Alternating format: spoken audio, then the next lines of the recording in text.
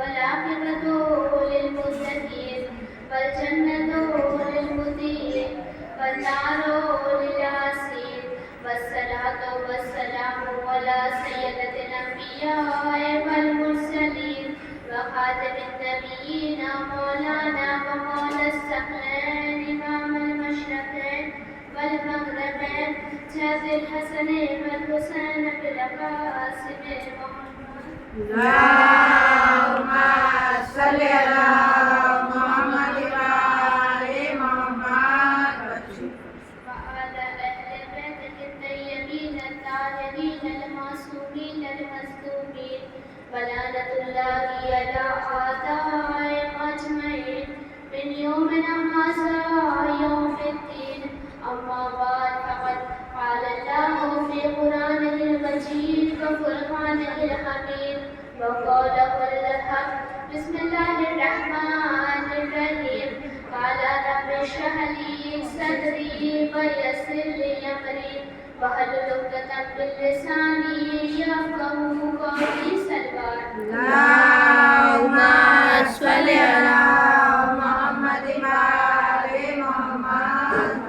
قال رسول الله صلى الله عليه وآله وسلم والمات ولم يعي إمام زمانه المات من تنجاهه السبات. اللهم صل على محمد وآل محمد.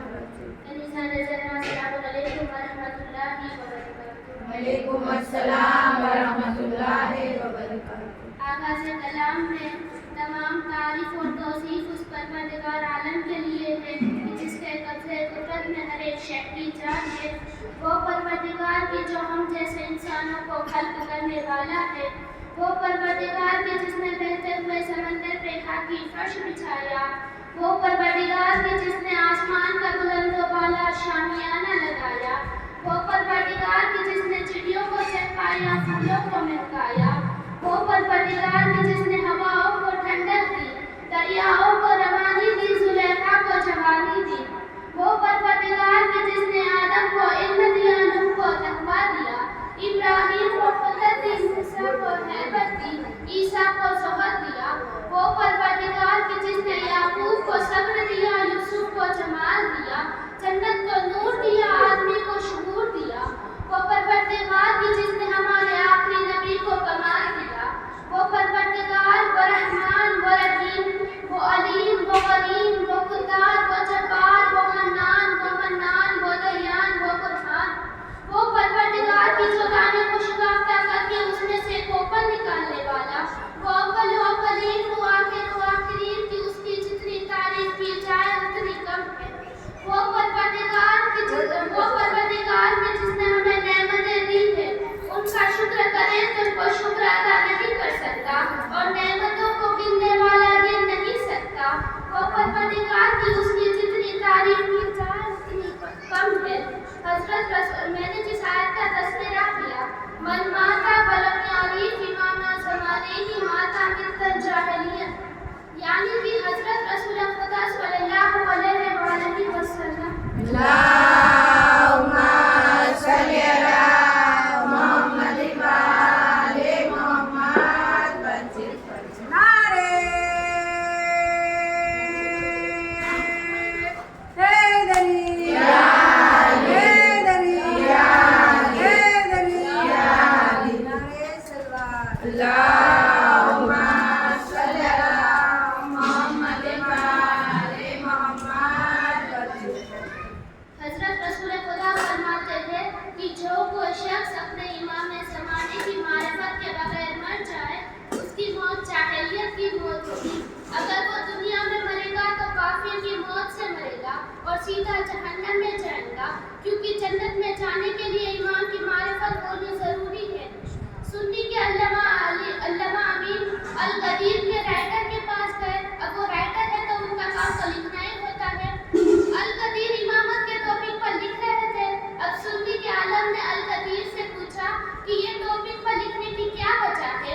اب القدیر نے مولا علی سے تبسل کیا اور کہا کہ مولا مجھے توفیق دیجیے کہ میں اس کے سوال کا جواب دے سکوں. اب القدیر نے دعا مانگی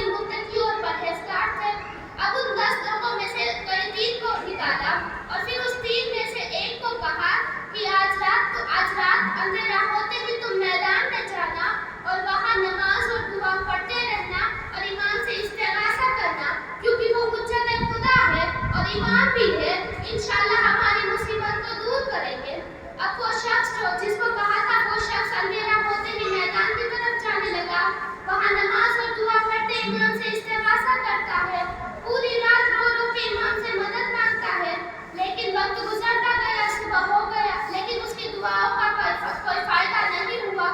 وہ بڑی ہی نا امید کے ساتھ واپس آ رہا تھا. اب دوسرا دن نمودار ہوا. جب دوسری رات آئی تو دوسرے انسان کو بھیجا گیا. اب دوسرا انسان بھی اندھیرا ہوتا ہی میدان کی طرف گیا, اور وہاں جا کے وہ بھی نماز اور دعا پڑھتے پڑھتے ایمان سے استغاثہ کرتا ہے, مدد مانگتا ہے, لیکن اس کی دعاؤں کا بھی کوئی فائدہ نہیں ہوا. اب جب وہ واپس آ رہا تھا تو لوگ ان کا انتظار کر رہے تھے. اب جب وہ واپس آیا تو اس کو پوچھا کہ کیا تمہیں کچھ ملا؟ تب وہ شخص کہتا ہے, بڑی نا امید کے ساتھ کہتا ہے کہ مجھے بھی وہاں کچھ نہیں ملا.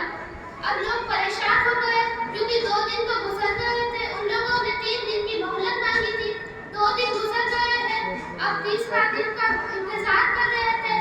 جب تیسرا دن آ گیا, تیسری رات آئی, تب تیسرے شخص کو بھیجا گیا جس کا نام محمد ابن عباس تھا.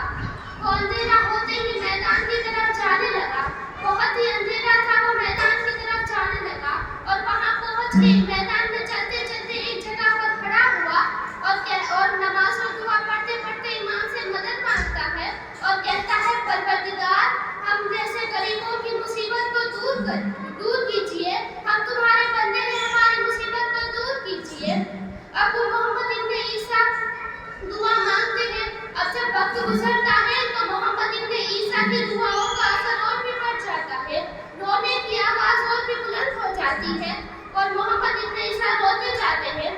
تب اچانک ایک شخص کی آواز آتی ہے کہ اے محمد, تم یہاں کیوں آئے ہو اور کیوں پریشان ہو؟ تب محمد ابن عیسیٰ نے کہا کہ مجھے میرے حال پر چھوڑ دیا جائے. میں کسی کی مدد نہیں چاہتا ہوں. میں میرے ایمان کے سوا کسی کی مدد نہیں چاہتا ہوں. اب وہ شخص نے کہا کہ اے محمد, میں تیرے غیر کا امام ہوں. تب محمد ابن عیسیٰ سے کہا کہ تم تمہاری مصیبت کو بیان کرو.